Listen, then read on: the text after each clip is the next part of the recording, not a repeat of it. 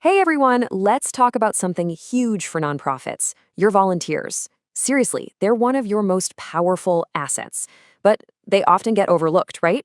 Well, here at Fundraise, we know you're juggling a million things, so we put together this quick guide to help you build a volunteer program that really, truly thrives. And yeah, we totally get it. Being a nonprofit leader, it's like you're part fundraiser, part event planner, part firefighter, all at once. It can feel like you're spinning plates while riding a unicycle.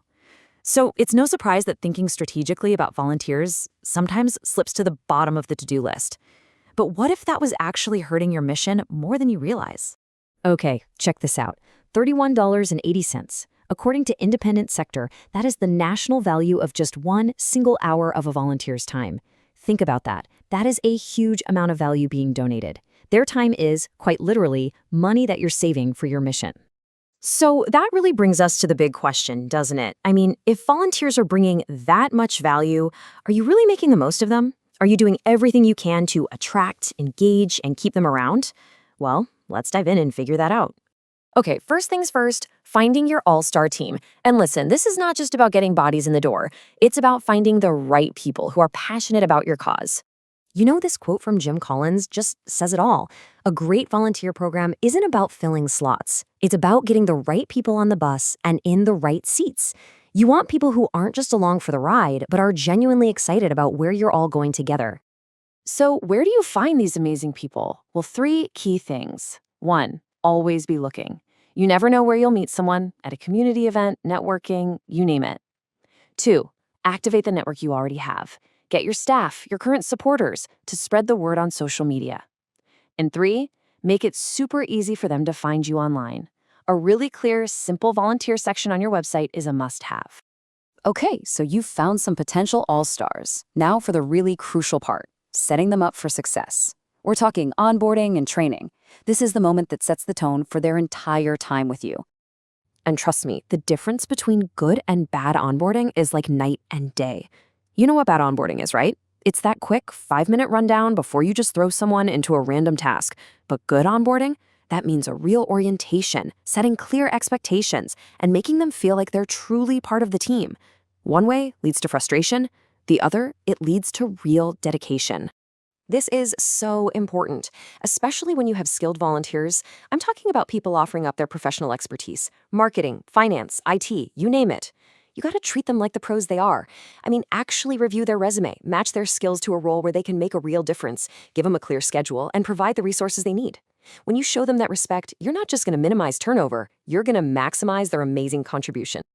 All right, so you've found them, you've onboarded them. Now, how do you keep these great people coming back for more? Let's get into retention. It really comes down to four main things.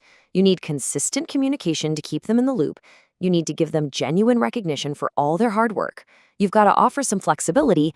And maybe the most important of all, you have to show them the real, tangible impact their work is having. I absolutely love this quote. If you're not listening, you're losing. Because really, that's what it boils down to. Communication isn't just talking at them, it's about listening to them, asking for their feedback, and, this is key, actually doing something with it. It shows you value them. And that simple thing, it can be the difference between a volunteer who lasts a month and one who sticks with you for years. And building that long-term relationship, well, that leads us to the final and honestly, maybe the most exciting part of this whole journey. It's the volunteer to donor transformation. Get this. A study from Fidelity Charitable found that a whopping 50% of volunteers say that their experience made them want to donate more money. 50%! That's half of them. So a great volunteer program isn't just good for getting work done, it's a powerful fundraising strategy. So you can see how it works, right? It's a natural journey. Someone starts by giving their time, they get really connected to your mission, and that engagement is what turns them into a passionate and often a recurring donor.